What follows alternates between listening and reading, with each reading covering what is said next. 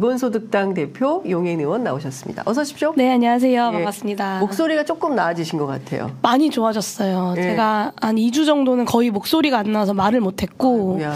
제 인어공주가 얼마나 진정한 사랑인가 목소리를 내놓을 수 있는 사랑이 얼마나 커다란 사랑인가를 다시 한번 깨달았습니다. 예, 의원님 지금 커피 드시고 계시는데 얼마 만에 커피라고요? 오늘이 19일이니까 19일 만에 커피입니다. 19일 만에 커피. 제가 1월 1일부터 아팠거든요. 세상에. 너무- 아니 근데 너무 야위셨어요. 아, 정말요? 많이 편찮으셨던 것 같아요. 조금 더 야여도 될 것 같습니다. 그래서 제가 독감 후유증 때문에 아직도 이제 목이 좀 이런데 예. 뭐 장윤선 취재 편의점 사실 계속 나오고 싶었는데 네. 목 상태가 이래서 의원님 사실은 고정 좀 해주세요. 출연을 못 하다가 예. 이제서야 나오게 돼서 참 네. 죄송하다는 말씀을 시청자분들이 많이 기다리고 계셨어요. 그날에 우리가 푸릇푸릇한 잔디에서 얼마나 예쁘게 영상이 넘치는 인터뷰. 그 이후에 만날 수가 없다. 네, 그래서 앞으로는 좀 자주 모시면 좋을 네, 것 같고요. 알겠습니다.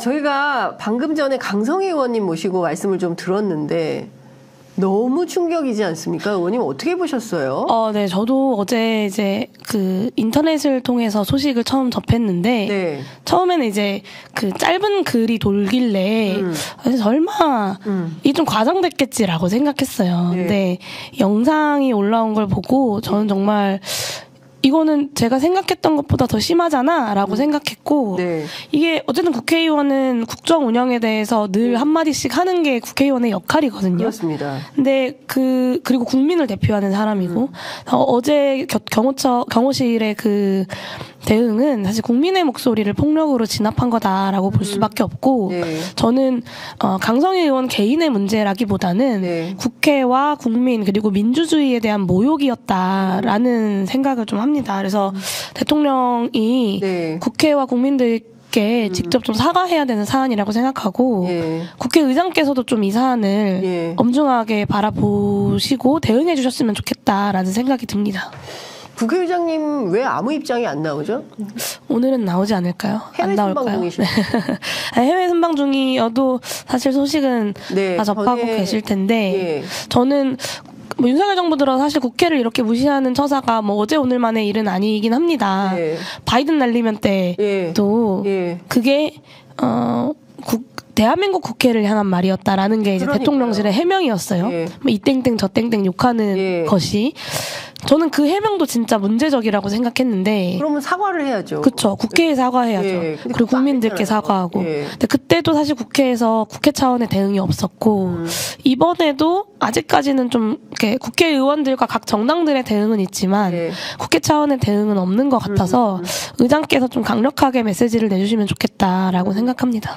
그 동료 의원님들이 이 사태에 대해서 주로 어떤 얘기들 하고 계세요? 근데 제가- 뭘 하십니까? 이거 대응해야 된다 이런 분위기입니까? 아니면 뭐 진보당원 하나 그런 거 가지고 뭐 우리가 이런 분위기입니까?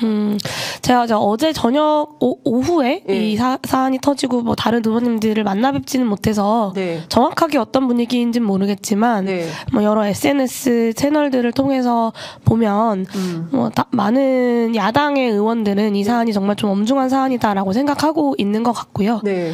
굉장히 강력한 규탄의 메시지가 당 차원뿐만 아니라 네. 개별 의원들한테서도 계속해서 나오고 있는 걸로 저는 좀 파악하고 있습니다. 네.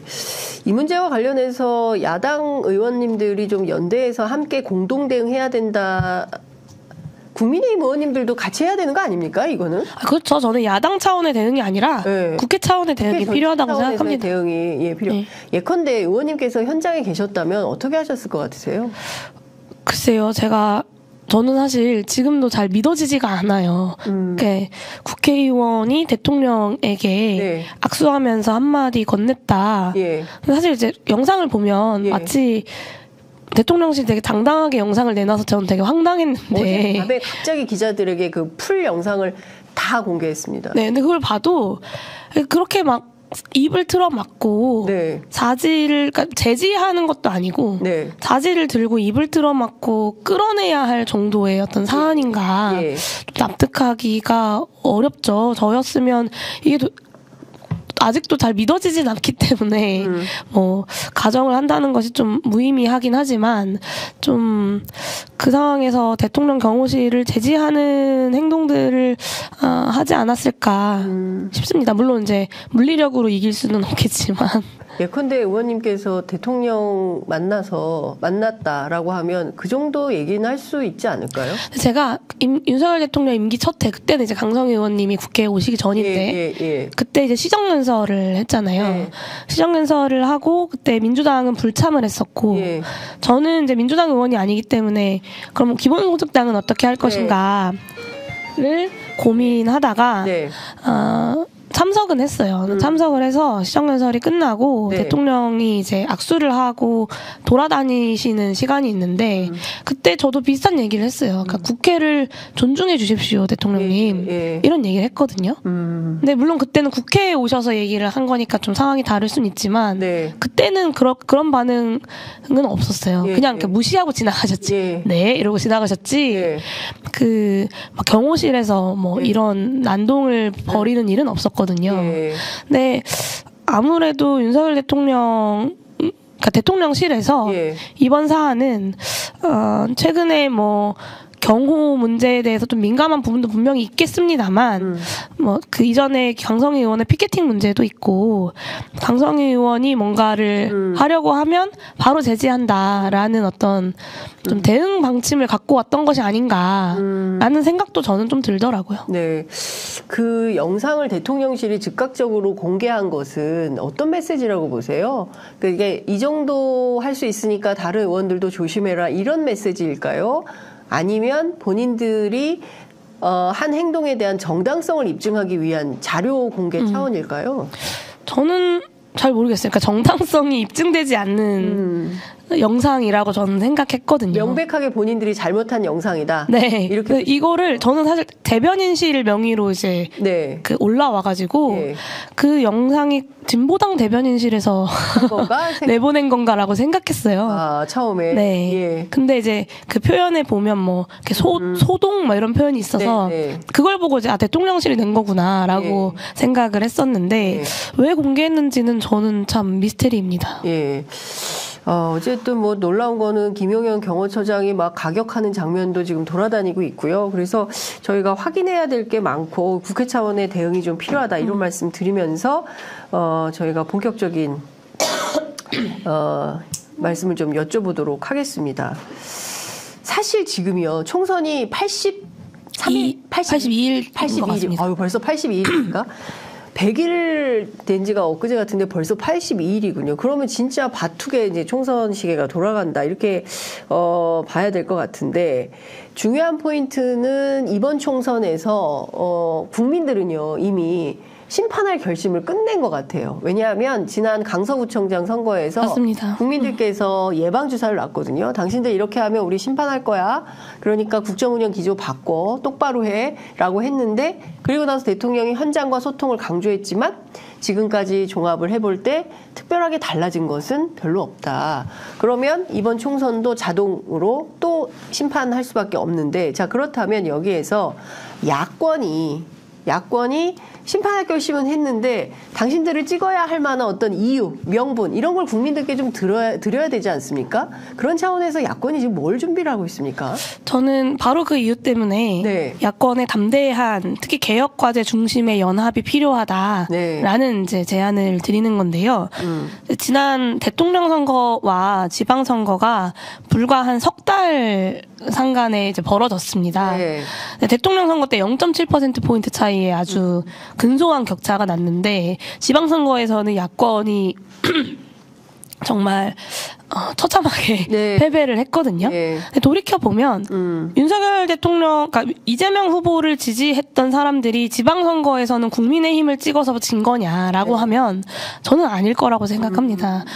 이재명 후보를 지지하면서 윤석열 대통령이 대통령이 되는 걸 막고자 정말 이렇게 열심히 투표장에 나갔던 그 국민들이 네. 정치에 기대를 버리고 실망해서 투표를 포기했기 때문에 지방선거에서 그 0.7%라는 격차가 훨씬 더 큰 격차로 벌어지게 된 거라고 생각하거든요. 네.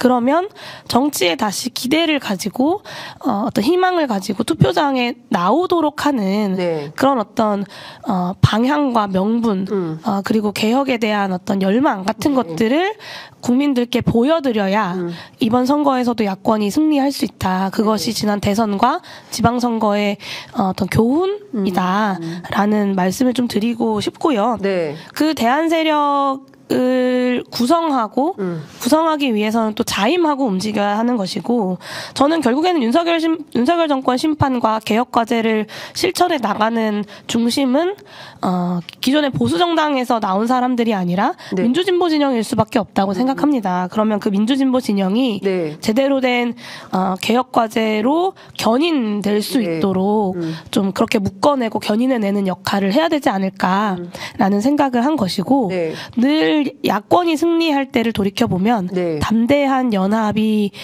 가능할 때 네. 야권은 늘 승리해왔다라는 말씀도 좀 드리고 싶습니다. 예. 그 이제 소위 말씀하시는 민주진보 진영의 승리로 만들어야 된다. 제가 몇 가지 이제 파생 질문이 좀 생겨서 말씀을 좀 드리면, 첫 번째, 민주당부터 어디까지가 연합의 대상입니까? 네, 일단 이제 연합의 대상, 제가 이번에 월요일에 기자회견을 하면서 네. 민주당과 네. 정의당, 진보당, 네. 그리고 윤석열 정권 심판에 뭔가 역할을 함께 하겠다라고 생각하는 많은 정치 세력들을 다 아울러서 제안을 드리는 거다라는 말씀을 좀 드렸고, 예. 제가 지난 3년 6개월, 한 4년 가까이 의정 활동을 하면서 약자들 곁에서, 그리고 뭐 더 이상 제대로 작동하지 않는 시스템에 네. 고장난 부품 한두 개 고친다고 문제가 해결되는 게 아니라 시스템 자체를 다시 구축해야 되는 거다라는 말씀을 계속해서 드렸고, 네. 그런 의정 활동의 과제들을 나름대로 대안으로서 제시해 왔습니다. 뭐 그게 횡재세이기도 하고 탄소세이기도 하고 국토보유세이기도 하고 생명안전기본법이기도 하고 생활동반자법이기도 하고요. 저는 이 21대 국회에서 미처 다 완수하지 못했던 이런 개혁 과제들은 충분히 있었다. 그리고 네. 민주진보 진영이 여기에 동의해왔고, 그리고 민주당이 이 법안들의 필요성에 대해서는 공감하지만 사실 결정적으로 입법에 나서야 하는 순간에 좀 이렇게 머뭇거리거나 주저했던 것도 사실이거든요. 네. 저는 22대 국회의원 선거한다고 갑자기 뭔가 이전에 없었던 새로운 것을 내놔야 하는 것이 아니라, 네. 우리가 지금까지 무엇이 필요하다고 말했고 무엇을 못했고, 네. 그래서 앞으로는 무엇을 해야 하는지를 국민들께 책임 있게 말씀드리는 것부터 시작해야 된다고 생각하고, 네. 그 21대 국회 활동의 연속성 위에서 개혁 과제들도 추진되는 것이다라고 생각합니다. 그래서 이런 21대 국회에서 우리가 함께 해내지 못했던 거, 뭐 횡재세, 국토보유세, 탄소세, 뭐 생명안전기본법, 뭐 평등법, 이런 것들을 국민들께 하나하나 약속해 나가자라는 것이고, 네. 여기에 조금씩의 차이는 있겠지만 저는 충분히 조정 가능하다고 보고, 이런 정책 논의에 꾸준히 뭐 반대되는 입장을 이야기해 왔던 이준석 신당이라거나, 네. 아니면 그 이준석 신당과 함께 하고자 하는 제3지대를 자임하는 네. 여러 정치 세력들은 네. 같이 하기가 좀 어렵겠죠. 정의당이나 진보당과 접촉은 하셨습니까? 뭐 여러 가지 루트로 이야기와 의사들을 좀 확인하고 있고요. 참여하겠다고 합니까?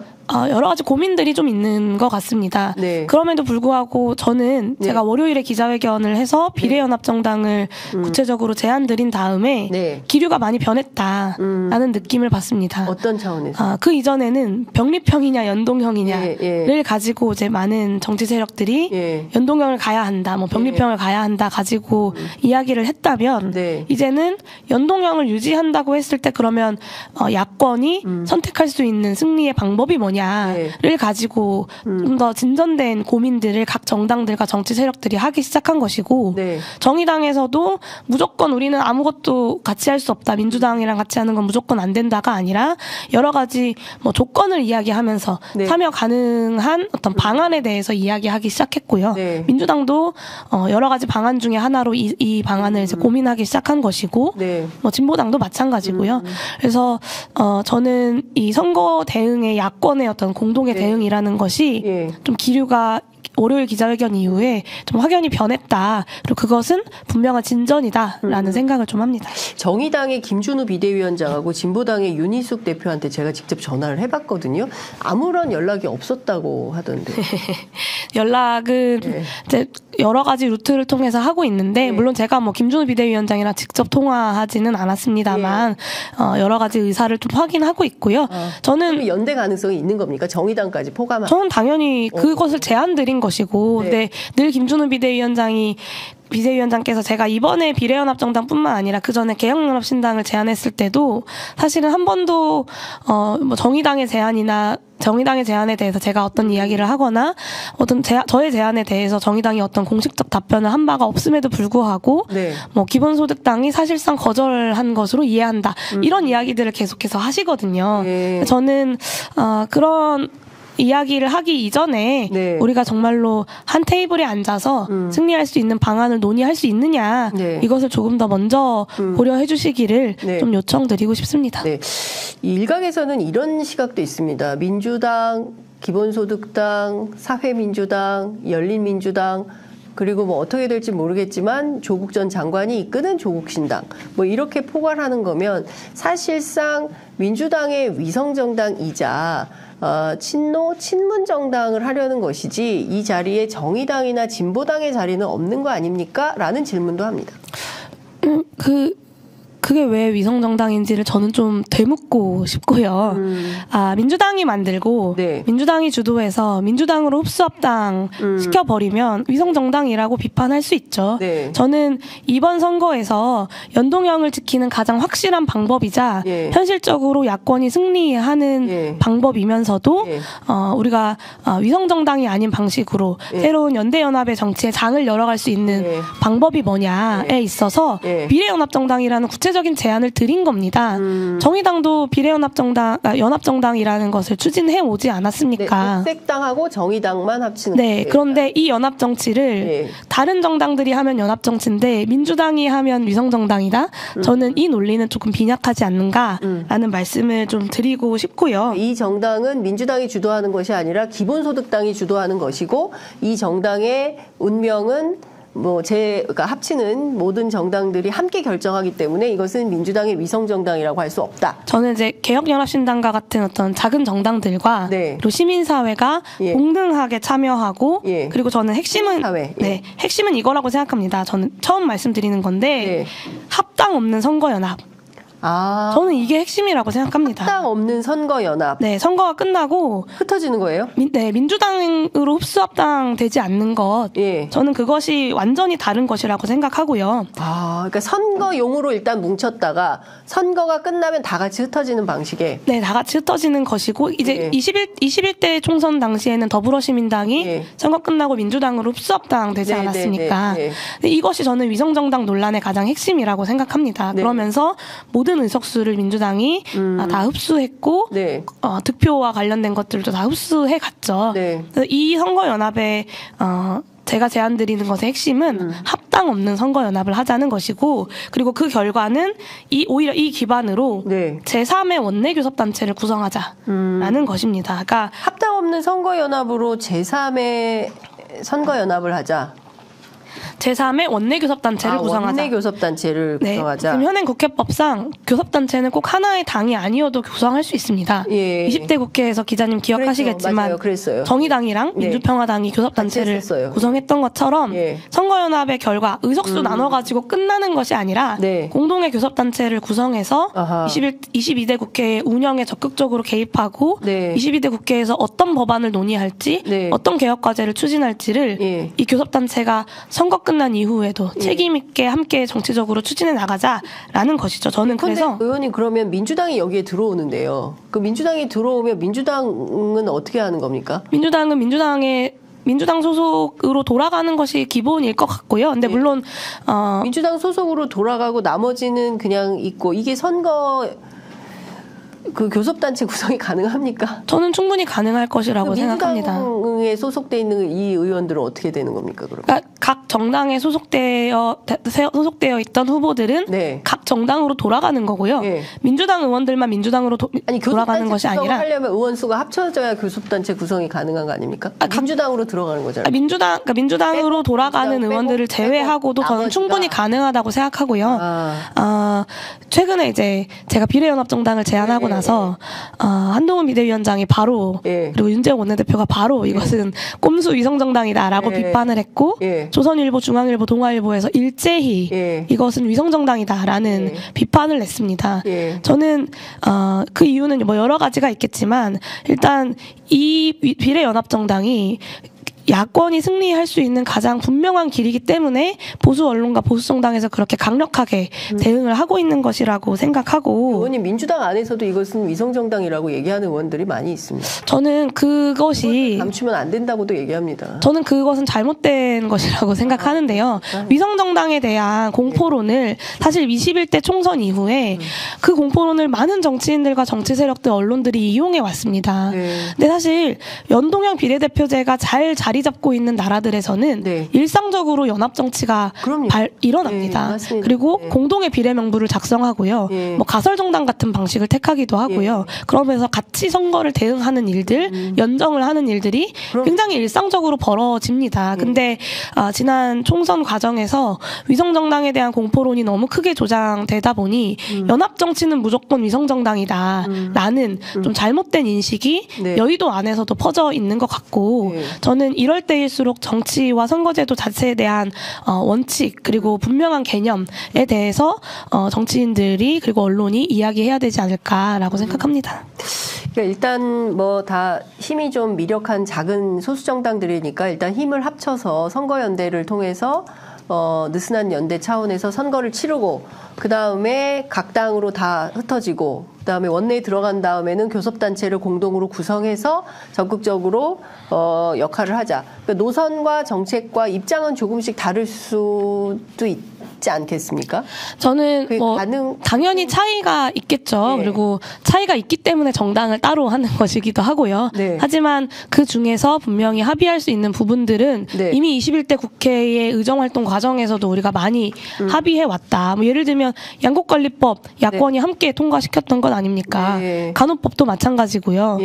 그리고 뭐 김건희 특검법, 대장동 특검법도 야권이 함께 대응했기 때문에 통과시킬 수 있었던 법안들입니다. 그러니까 정당이 다르고 가치관과 세계관이 조금 다르다고 해서 함께 할 수 있는 것이 아무것도 없다? 이렇게 접근하기 시작하면 제가 이제 비례연합정당 혹은 선거연합, 뭐 야권의 담대한 연합을 해야 되는 이유가 굉장히 여러 가지인 것처럼 사실 하지 않아야 할 이유를 찾기 시작하면 그것도 뭐 10개, 20개, 20개, 100개까지도 찾을 수 있겠죠. 지금은 하지 말아야 할 이유보다 우리가 함께 모여서 공동의 담대한 연합을 해야 할 이유를 찾는 것이 더 중요한 시기라고 생각하고요.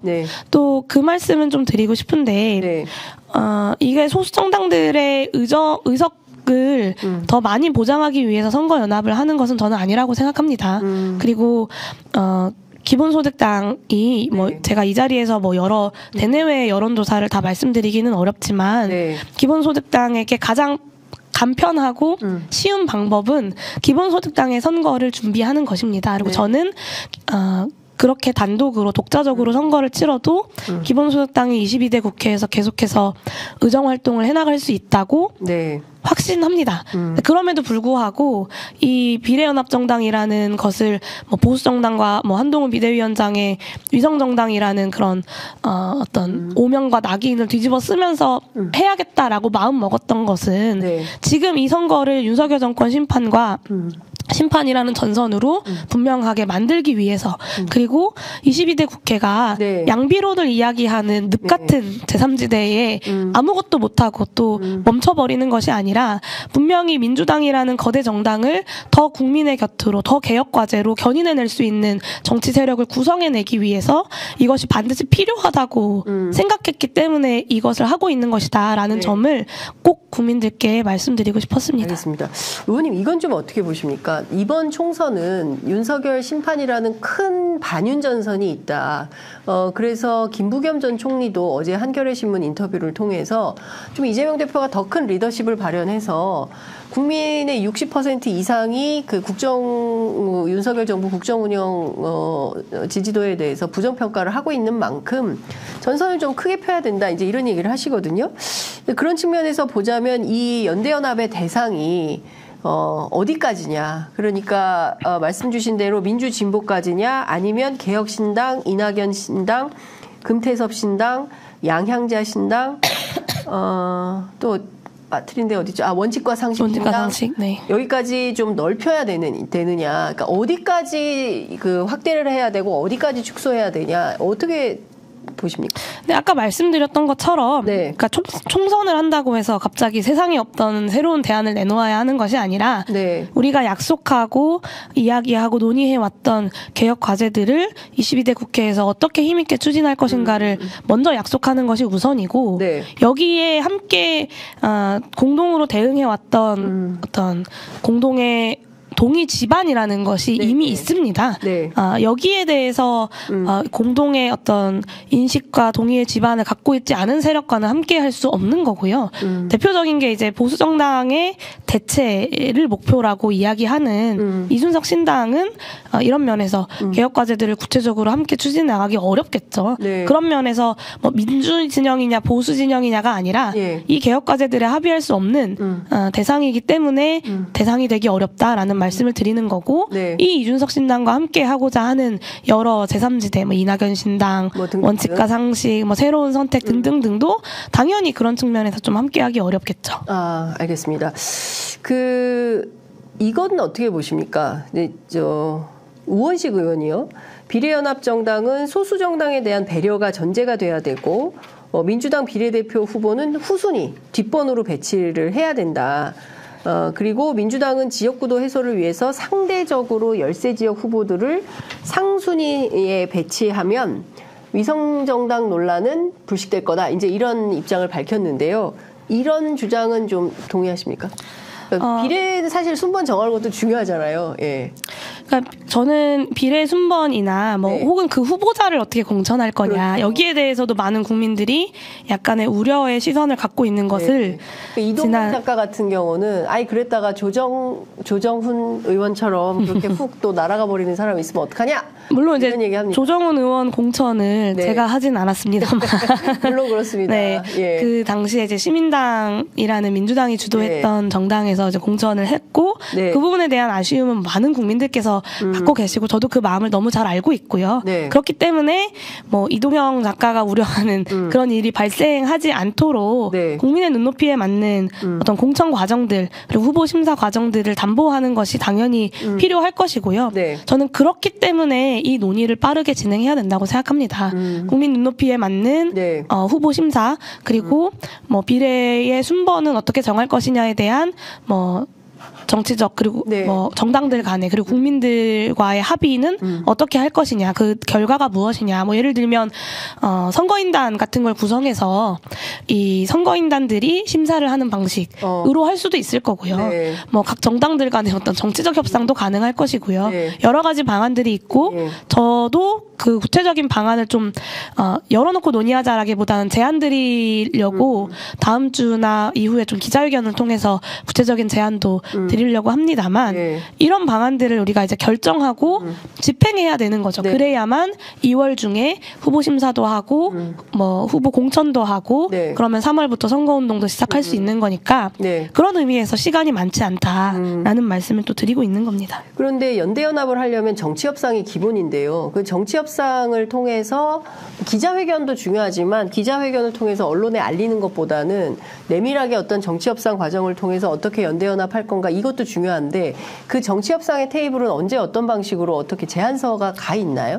자, 일단은 이번 주까지 답을 달라라고 말씀은 드렸지만 네. 사실 이제 이재명 대표가 이제 복귀를 당무 복귀를 하셨고 각 정당들에서도 기본적으로 논의되는 논의에 필요한 의사결정 구조들에 정도의 시간들이 있지 않습니까? 네. 그렇기 때문에 뭐 현실적으로 이번 주 안에 어떤 결론을 내기도 좀 어려울 것이다라는 생각은 가지고 있고요. 예. 다만 각 정당들이 어떤 고민들을 하고 있고 어떤 논의들을 하고 있는지는 이렇게 저희도 계속해서 네.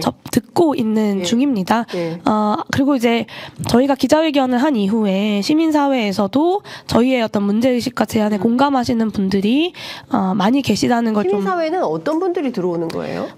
일단은 많은 분들이 계시다는 걸 좀 확인하고 있고 예. 아마 다음 주쯤이면 시민사회에서도 이런 야권의 연합과 관련된 기자회견이 있을 것 같습니다. 그런 예. 것들을 제안하고 예. 하는 그러면 각 정당들 간의 어떤 정치적 협상들만 벌어지는 것이 아니라 시민사회가 좀 더 역할을 하면서 네. 이것이 국민들의 눈높이에도 정당들 간의 이해관계 당리당략뿐만이 아니라 이 어떤 시민사회와 국민들이 함께하는 예. 연합으로서의 과정으로 네. 좀 인식될 수 있지 않을까라는 생각을 좀 하고 있습니다. 알겠습니다.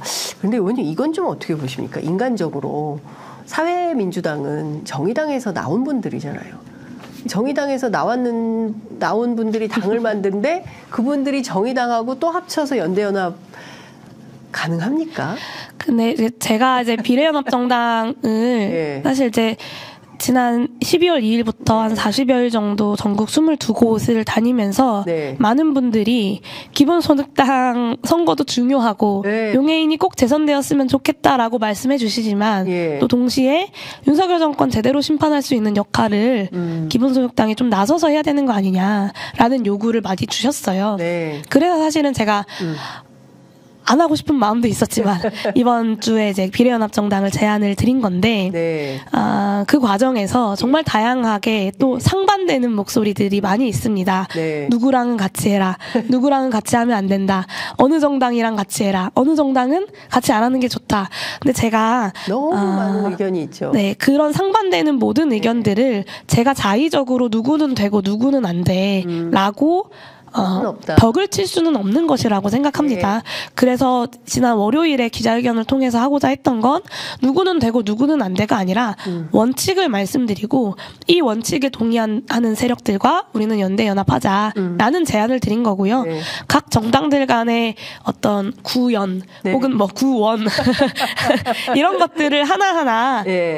다 고려하다 보면 네. 사실 정치가 제대로 작동할 수 없지 않겠습니까? 지금은 그런 개인적인 어떤 과거의 사연들 네. 혹은 뭐 개인적 감정, 각 정당들 간의 감정들보다는 지금 총선에서 정치가 무슨 역할을 해야 하는가를 두고 뭐 정의당도 사회민주당도 그리고 다른 정당들도 좀 통 크게 결단해 주시면 좋겠다라는 말씀을 좀 드립니다. 그게 제일 중요합니다, 의원님. 통 크게 결단해서 지금 해야 되는, 정치가 해야 되는 핵심 의제가 뭔지 그 의제를 중심으로 뭉쳐서 선거를 좀 잘 치렀으면 좋겠다라는 생각이 좀 듭니다. 그런데 의원님, 제가 이것 좀 여쭤볼게요.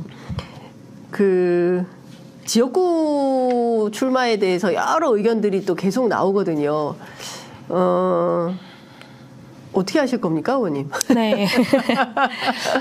어떤 분은 제가 비례 출마를 선언했다 이렇게 네. 표현을 하시던데 네. 제가 비례 출마를 선언한 적이 없고요. 네. 후배들은 이렇게 이거 용해인 의원 뭐 비례 한 번 더 하려고 이거 만든 거 아니야? 이렇게 네. 또 의심하기도 합니다. 자, 이 얘기 처음 드리는데요. 네. 저는 솔직히 말씀드리면 지역구 출마하고 싶습니다. 네, 지역구 출마하고 싶고 그 꿈을 접은 적이 없고요. 네. 많은 선배 정치인들께서 네. 물론 저는 비례 의석이 훨씬 더 많이 늘어야 한다고 생각하고 비례 의원도 뭐 사실 약간 대한민국 정치에는 비례 대표에 대한 어떤 약간 맞아요. 이렇게 뭐랄까 좀 더 격이 떨어지는 의원들로 보는 경향이 있긴 하지만 제대로 된 의원 하려면 지역으로 가야지 비례는 그냥 달아주는 거 아니야? 이런 시선. 네, 그런 시선들이 있죠. 그리고 많은 분들이 저한테 그런 얘기를 하시고 또 많은 선배 정치인 분들도 예. 큰 정치인이 되려면 지역구를 해야 돼라고. 사실 용해인 의원님이 비례의원 가운데 정말 눈에 띄는 눈부신 의정 활동의 성과를 보여주신 건 사실입니다. 제가 정당 출입 기자로서 감사합니다. 예, 진짜예요. 네, 예. 그런 말씀들을 많이 주시고 저라고 왜 그런 생각하지 않겠습니까? 저도 당연히 지역구 출마를 하고 싶고 사실 저의 지역구 재선 준비를 하는 게 가장 쉬운 길이고요. 지금 여러 이런 뭐 위성정당이네, 뭐 민주당 이중대네 이런 여러 가지 오해와 공격으로 속 시끄러운 이런 정치 협상들 상관없이 저의 밭을 갈면 되는 지역구 선거만 준비하고 저희 기본소득당도 거기에만 집중하면 사실 굉장히 간명하죠. 그리고 거기에 대한 책임은 그냥 오롯이 저의 책임이기 때문에 혹은 저희 당의 책임이기 때문에 딱 그 책임에 대해서만 책임지면 되는 것이기도 하고요. 네. 그리고 저는 어느 정도 자신도 있습니다. 근데 그럼에도 불구하고 가장 어려운 길이 무엇냐라고 생각했을 때 저 혼자 재선하는 것이 아니라 야권의 큰 승리를 만드는 것이 가장 어렵지만 가장 필요한 길이라고 생각했고 그래서 이 길을 가고 있는 거다라는 말씀을 좀 드리고 싶고요. 네. 사실 저의 재선만 바라보고 간다는 쉬운 길을 선택하려면 제가 여러 가지 어떤 오명과 비난들을 뒤집어 쓰면서 이 길을 갈 이유가 없겠죠. 그리고 저는 아까도 말씀드렸지만 의정보고회를 하면서 많은 국민들께서 용기를 내라. 네. 그리고 기본소득당이 앞장서고 총대를 매라. 이런 요구들을 많이 주셨습니다. 그리고 지난 4년 동안 그런 요구가 많았고 저는 그런 요구에 늘 응답하고자 노력해왔고 네. 지금은 그 요구가 야권의 큰 승리, 윤석열 정권 심판, 22대 국회가 그냥 일하는 국회가 아니라 개혁하는 국회가 되도록 만드는 것이라고 생각하기 때문에 네. 그것을 위해 최선을 다하겠다라는 말씀을 드리고요. 네. 뭐 용해인이 비례 출마를 선언했다라는 사실은 제가 사실이 아니다. 저의 개인 지역구 출마 준비를 하지 않고 네. 이 개혁연합신당이라는 것을 네. 성공시키는 것을 하겠다라고 말씀드렸었습니다. 11월 말 기자회견에서도 저는 여기에 대한 여러 가지 오해가 정치인으로서의 숙명이라고도 생각하지만 네. 사실 그런 좀 사실과 다른 비난들이 이어지면 마음이 좀 쉽지 않은 것도 네. 사실이기는 합니다. 네, 용혜인 의원님 응원합니다. 힘내세요. 댓글이 굉장히 많은데 용혜인이 용인 와라. 용산은 어때요? 네, 지역을 사실 생각은 해두셨습니까? 제가 사실 10월 국정감사 끝날 때까지 그리고 11월 말에 개혁연합신당을 제안하기 전 11월까지는 기본소득당에서는 이런 민주진보 진영의 큰 승리보다는 우리 선거를 어떻게 잘 치를 것이냐를 고민했었고 뭐 두세 곳 정도의 지역을 고민했던 것도 사실입니다. 네. 네. 그 지역은 어디입니까? 네, 그것은 뭐 제가 아직 결정한 바가 없기 그러면 때문에 비례연합 정당을 했기 때문에 지금으로서는 지역구 출마는 좀 어려워지신 거 아닙니까? 저는 그렇진 않다고 생각합니다. 여전히 지역구 출마가 가능한 당연히 가능하다고 생각하고요. 네. 그리고 저는 가능하다면 지역구 출마를 하고 싶습니다. 그럼 몇 %로 할 수 있습니까, 의원님? 어떻게 의원님의 지금 심정적으로 내 마음 같아서는 지역구 몇 %, 비례 몇 %? 저는 그 시간이 많이 없다라고 아까 말씀드렸는데 개인적으로는 이 비례연합정당 그리고 야권의 선거연대 논의를 빠르게 마무리 짓고 저의 선거 준비를 할 수 있으면 당연히 저로서는 더 좋은 일이겠죠. 네. 그런 의미에서 이 비례연합정당을 성공적으로 빨리 일단락 짓는 것이 지금은 제일 중요한 과제일 거라고 생각합니다. 네. 하여튼 지금 정치협상 아직 시작이 안 됐고 시간은 바닥바닥 다가오고 있기 때문에 쉽지 않다. 그리고 뭐 이미 다 예비후보 등록하고 있고 이래서요. 지역구 출마가 쉬워 보이지는 않습니다. 어쨌든 의원님께서 의지를 가지고 여전히 살아있는 카드라고 하시니 저희가 좀 지켜보도록 하겠습니다.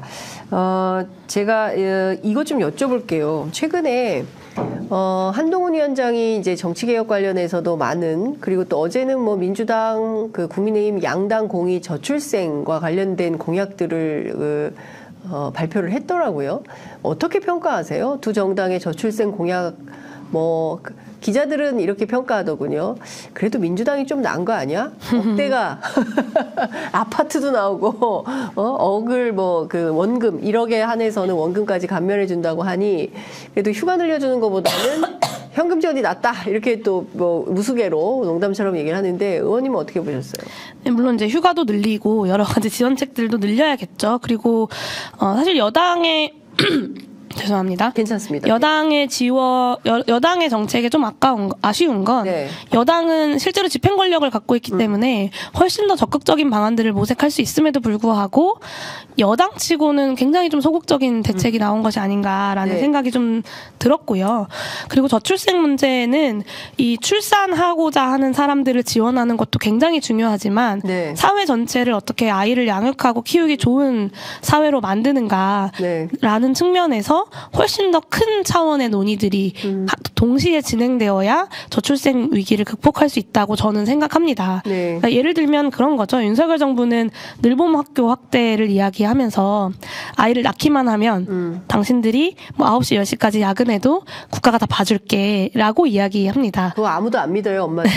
그리고 뭐 불가능한 일입니다. 어느 정도 필요하다고도 그런 정책 자체가 뭐 의미 없다라고 할 수는 없겠지만 저는 그 전에 아이를 낳아서 키우는 선택을 할 수 있으려면 최소한 6시, 7시에는 퇴근해서 퇴근 후에는 아이와 함께 저녁 먹고 아이와 함께 시간을 보낼 수 있는 사회가 될 수 있느냐.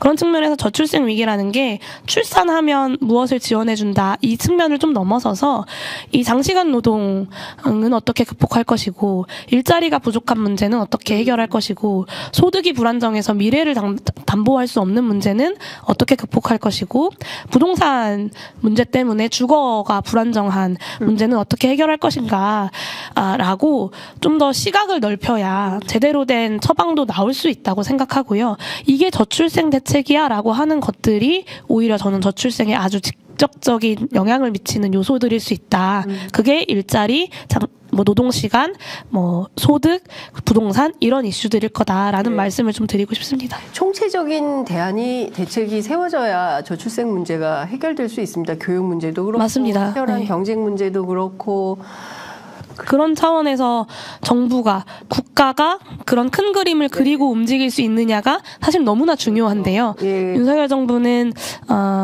지금까지의 어떤 국정 운영을 보면 전체적인 그랜드 마스터 플랜을 가지고 움직인다기보다는 그런 비전을 가지고 움직인다기보다는 한번 던져보고 아니면 말고 라는 식으로 주워 담는 일들을 좀 반복하고 있지 않은가. 네. 대표적인 게 여성가족부 폐지고요. 또 김포 서울 편입도 사실 그렇게 용두사미로 끝나고 있는 상황이고 네. 뭐 R&D 예산 삭감도 마찬가지고요. 저는 이런 정부의 가장 큰 문제는 지금 대한민국 국민들의 삶을 어렵게 하기도 하지만 네. 대한민국의 미래까지 잠식하고 있다는 점이 가장 큰 문제라고 생각합니다. 네. 어제 이준석 전 대표가 굉장히 논쟁적인 의제를 하나 던졌어요. 지하철 무임승차 폐지하겠다. 그리고 1년에 12만 원 교통카드를 지급하고 그리고 그걸 만약에 다 쓴다고 하면 청소년하고 똑같이 40% 할인된 금액으로 지급하는 방안으로 변화해야 된다. 그래야 지하철 공사 뭐 누적된 적자 이런 문제 해결할 수가 있다. 사실 정치권 입장에서 보면 굉장히 논쟁적인 이슈를 던진 것인데요. 김호일 대한노인 회장은 폐륜적인 거라고 비판을 하고 있습니다. 어떤 분들 댓글에 이준석 뺨 맞을 차례네 이런 글을 올리기도 했던데 의원님 이런 정책은 어떻게 보세요? 사진이라 하더라도 네. 뺨을 때리는 것은 적절하지 않아 보이고요. 그런 일은 있어서는 안 됩니다. 그 여성이니까 그런 거예요. 그렇습니다. 네, 적절하지 않아 보이고. 한동훈 위원장 안 때렸잖아요. 네, 그렇죠. 사과도 안 했는데. 오히려 이렇게 네? 품어주셨죠. 그렇습니다. 저는 이 대중교통 이슈를 접근할 때 이준석 대표식의 접근은 잘못됐다라고 생각하는데요. 좀 전형적인 이준석식의 갈라치기 정치 아닌가라는 생각이 듭니다. 그리고 이준석 위원장이 이제 이 노인 지하철 무상 이용 혜택을 폐지해야 된다는 이유가 두 가지잖아요. 하나는 비용이 너무 많이 든다. 그리고 하나는 지하철 놓여있는 수도권 노인 위주의 정책이다라는 점인데 사실 비용이 너무 많이 든다라는 것을 여기서 오히려 대중교통 정책에 있어서 고려할 상황은 저는 아니라고 생각합니다. 오히려 국가가 적극적으로 더 많은 비용을 들여서라도 대중교통을 더 활성화시키고 더 많이 이용하도록 만드는 것이 이 기후위기 시대의 전반적인 대중교통 정책의 기조가 되어야 한다. 그런 점에서 이 지원을 더 확대해야 된다는 건가요? 네, 지원도 확대하고 대중교통에 더 많은 재정을 투입해서라도 자동차 타는 사람들이, 자가용 이용하는 사람들이 더 많이 대중교통 이용하게 하는 것, 대중교통이 훨씬 더 활성화되게 만드는 것이 기후위기 시대에 전 세계적인 대중교통 정책의 흐름이기도 하고요. 네. 대한민국도 그렇게 가야 한다고 생각합니다. 그런 면에서 오히려 여기서 비용 문제를 운운하는 것은 시대의 흐름에 좀 역행하는 관점이 아닌가라는 말씀을 드리고 싶고, 그리고 어르신들에게 이동의 자유라고 하는 건 이 사회경제적 활동의 자유와도 직결되어 있는 부분이기도 합니다. 그리고 대한민국은 OECD 국가들 중에서 노인 빈곤율, 노인 자살률이 압도적으로 높은 어떤 위치를 기록하고 있거든요. 그런 대한민국에서 이 지하철 요금 무상이라는 것이 그냥 노인들이 지하철 타고 돌아다닐 수 있게 하는 거야, 지하철 타는데 돈 안 내게 하는 거야를 넘어서서 노인들이 고립되어 있는 것이 아니라 세상과 연결되어서 살아갈 수 있게 하는 어떤 발판이 되어 주고 있다라는 점을 좀 분명하게 해야 할 것 같고요. 그리고 대도시에 사는 어르신들만 혜택을 본다는 것도 좀 어불성설이다라는 생각이 들었는데, 농어촌에 사시는 노인분들은 교통 인프라 자체가 훨씬 부족하기 때문에 버스가 없어요. 네, 버스가 없죠. 그래서 사실 자가용 뭐 노인분들 이 면허증을 회수해야 된다는 이야기도 일각에 있지만 시골에 가면 이 면허증을 회수하면 이 노인분들이 전혀 돌아다닐 수 없는 문제가 발생하잖아요. 그러니까 노인분들이 훨씬 더 열악한, 농촌이나 시골이 더 열악한 교통 인프라를 가지고 있다고 해서 수도권에 있는 노인들마저도 돌아다닐 수 없도록 만드는 것이 과연 국가가 해야 할 역할인가에 대해서 물어야 한다라고 생각하고, 이 좀 오히려 최근에는 이 요금 인하를 통한 대중교통의 활성화, 이런 고민들을 좀 더 하는 것을 이준석 위원장에게도 좀 제안 드리고 싶습니다. 알겠습니다. 이 문제는 혹시 저희가 기회가 된다면 함께 토론할 수 있는 장을 좀 마련해 보도록 하겠습니다. 시간이 다 돼서 이제 마무리를 해야 될 것 같은데요. 끝으로 의원님 꼭 하시고 싶으신 말씀 있으시면 한 말씀 듣고 마무리하겠습니다. 네, 저는 최근에 이제 정치권에서 가장 많은 관심을 받고 있는 게 제3지대 아니겠습니까? 네. 많은 사람들이 제3지대를 이야기하면서 거대 양당에서 탈당을 하기도 하고요. 심지어는 거대 양당의 당대표를 하셨던 분들이 다 탈당을 하셔가지고 당을 만드는 상황까지도 왔는데, 저는 제3지대를 자처하는 분들의 양비론에 별로 공감하지 않습니다. 민주당이 물론 촛불 이후에 개혁과제를 완수하는데 부족한 점이 있었지만 최상병 사망 사건의 수사에 외압을 가하거나 홍범도 장군을 공산주의자라고 공격하면서 흉상 철거해야 된다거나 이런 이야기를 하는 세력은 아니지 않습니까? 민주당이 개혁적으로 개혁과제를 추진하는데 부족했다면 그것을 비판하면서도 더 개혁적으로 올 수 있도록 견인해내는 그런 정치 세력을 구성하는 것이 필요하다는 말씀을 좀 드리고 싶고요. 그리고 제3지대 자처하는 분들은 윤석열과 민주당이 똑같이 잘못했다라고 이야기하시는데, 이런 양비론을 주장해야 사실은 정치에 실망한 분들의 반사이익이 더 커지기 때문에 이런 전략을 쓰는 거죠. 근데 저는 21대 국회가 두 거대 교섭단체가 한쪽이 동의하지 않으면 아무것도 결정할 수 없는 상황에서 독주냐 아니면 무능이냐를 선택해야 되는 국회였다고 생각합니다. 근데 만약에 22대 국회가 가운데 이 두 교섭단체 가운데에 가부좌를 틀고 앉아서 이것도 싫고 저것도 싫다라고 이야기하는 정치 세력이 캐스팅 보트를 주게 된다라고 한다면, 저는 두 교섭단체가 극한의 평행선을 달렸던 21대 국회와 결과적으로 달라진 게 없는 22대 국회가 될 거라고 생각합니다. 그래서 우리가 이 양비론을 이야기하는 것이 아니라 반윤이라는 동력을 개혁과제까지 동력으로 이끌어낼 수 있는 정치 세력을 구성해내는 것, 저는 그게 민주진보 진영의 정당들과 지지자들이 그 동력이라고 본 것이고요.